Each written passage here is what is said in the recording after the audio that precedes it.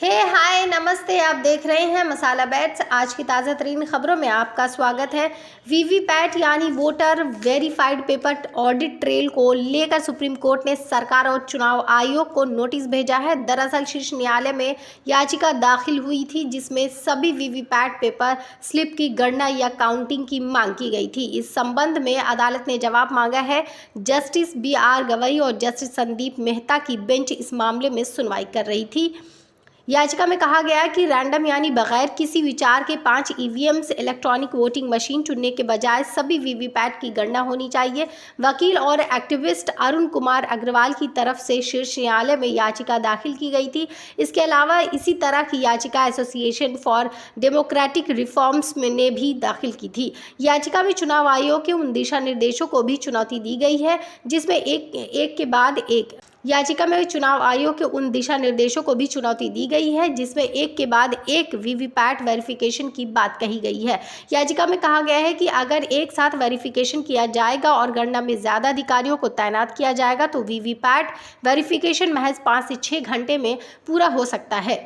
याचिकाकर्ताओं का कहना है कि सरकार ने लगभग 24 लाख वीवीपैट्स खरीदने के लिए करीब 5,000 करोड़ रुपए खर्च किए हैं, जबकि मौजूदा स्थिति में अनुमानित 20,000 वीवीपैट्स की ही पर्चियों का वेरिफिकेशन हो पा रहा है। याचिकाओं में कहा गया है कि कई विशेषज्ञ इस विषय में कई प्रश्न उठा चुके हैं और ईवीएम तथा वीवीपैट के मतों में बड़ी संख्या में विसंगतियों की सूचनाएं विगत में आती रही हैं। याचिका में उच्चतम न्यायालय से मांग की गई है कि ईवीएम के वोट का मिलान वीवीपैट की पर्ची के साथ कराया जाए। वीवीपैट की पर्चियों की पुष्टि बारी बारी से कराने के आयोग के अगस्त 2023 के दिशा निर्देश को निरस्त किया जाए। आयोग को निर्देश दिया जाए कि वो मतदाताओं को वीवीपैट की अपनी पर्ची को मतदान के बाद एक अलग मतपेटी में डालने की अनुमति दे तथा आयोग वीवीपैट मशीन के शीशों को पारदर्शी रखें और मतदान करते समय उसकी बत्ती इतने समय तक जलती रहे कि मतदाता अपने मत की कागजी रिकॉर्डिंग को आराम से देख सके और उस पर्ची को पकड़कर अलग पेटी में डाल सके।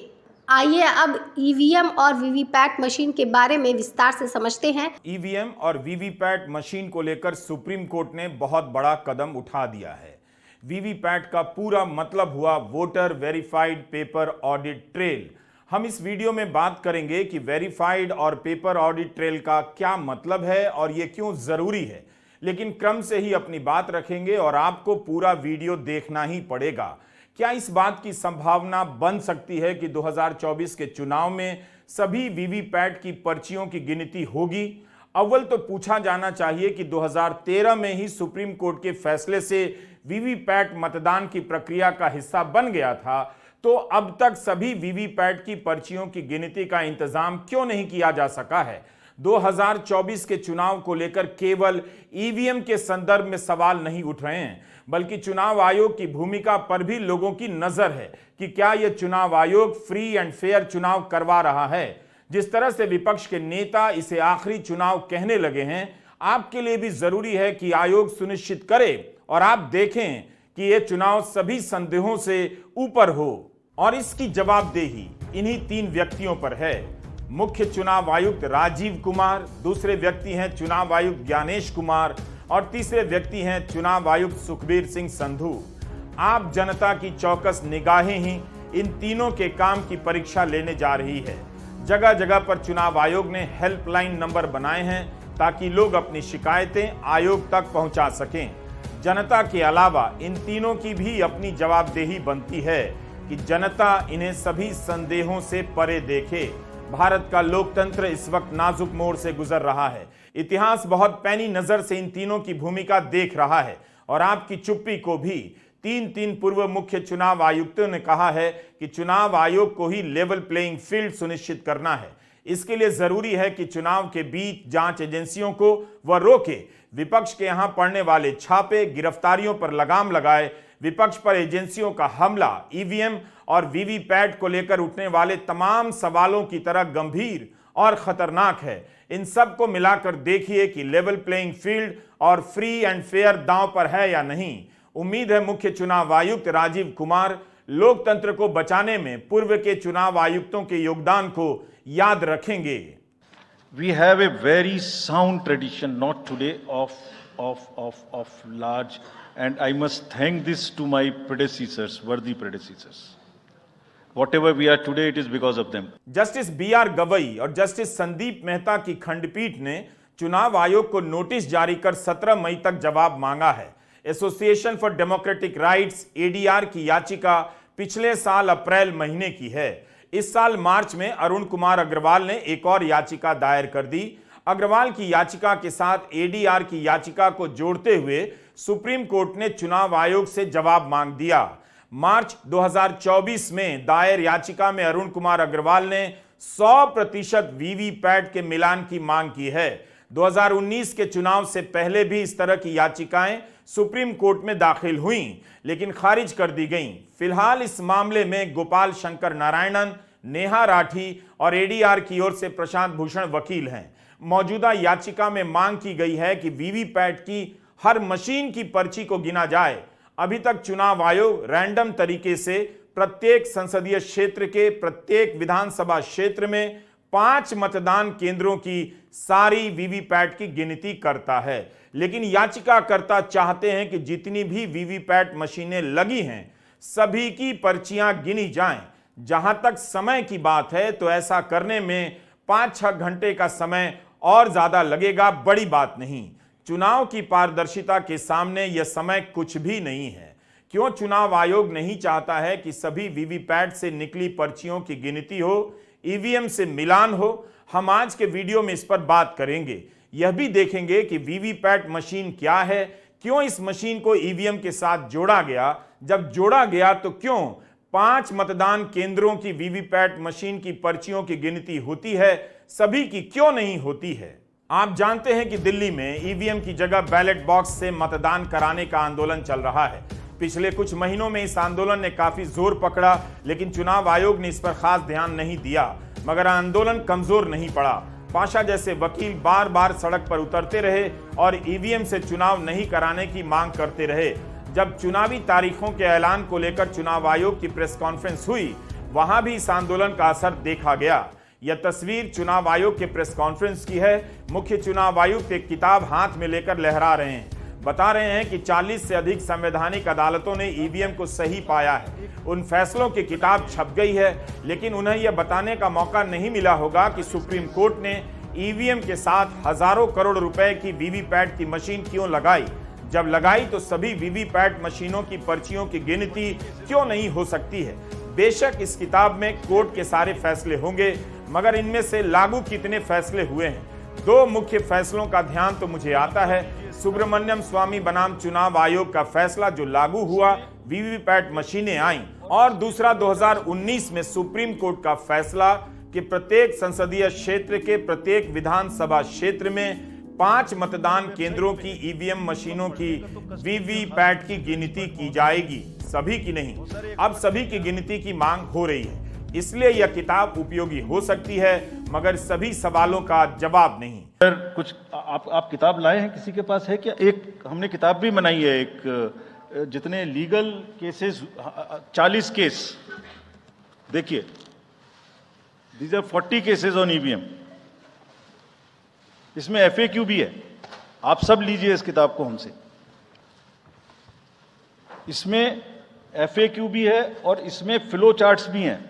देखिए हमारी वेबसाइट पे है ये, थोड़ा पढ़ने का तो कष्ट करिए, खासतौर से जो एक्सपर्ट महोदय हैं, वो बहुत सारे एक्सपर्ट्स हैं यहाँ, मतलब कंट्री में कोई भी बन जाता है, किसी पे कोई रोक नहीं है। हमने इसमें चार्ट भी लगाया है कि कितनी बार सत्ता में रहने वाली पार्टियां ईवीएम ने बदल दी। तो मुझे भी ईवीएम पे फिर मैं रात सोच रहा था ये प्रश्न तो आएगा जरूर, तो फिर रात को मैंने कुछ लिखा अपने हाथ से, वो फिर आपको सुनाता हूं।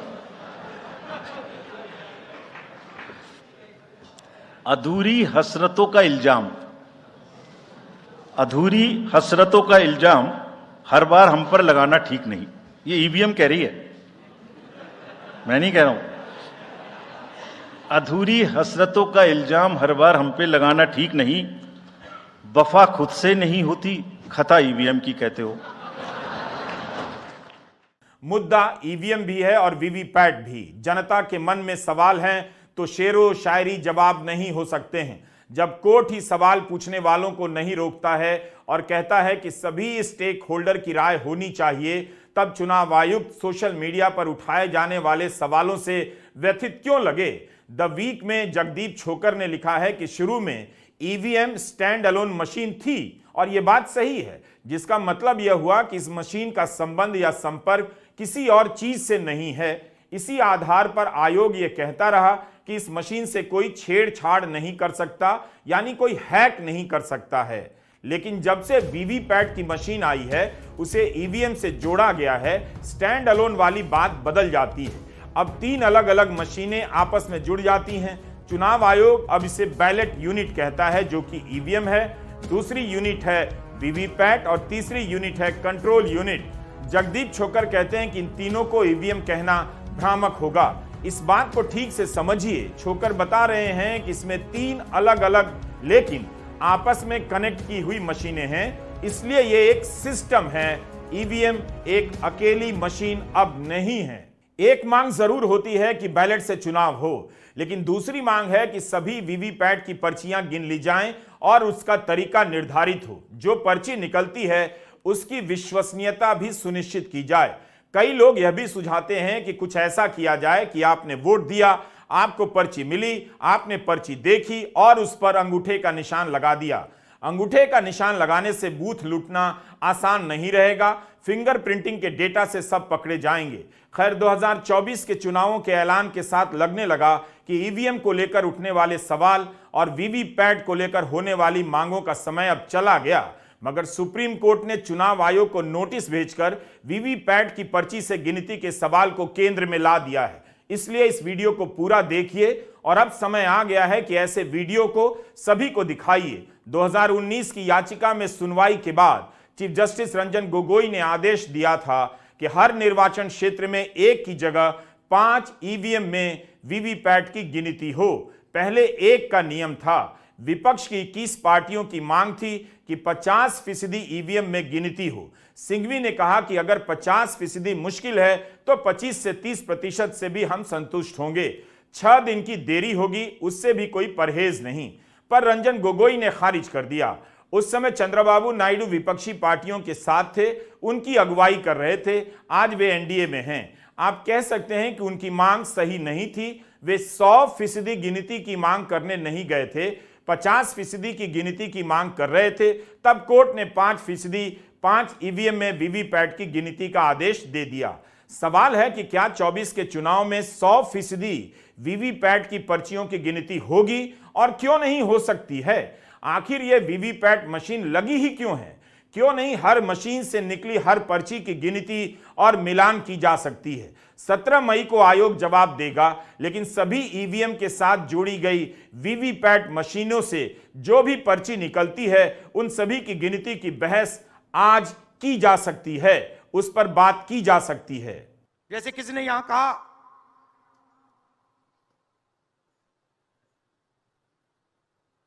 राजा की आत्मा ईवीएम में है। सही है, सही है। राजा की आत्मा ईवीएम में है।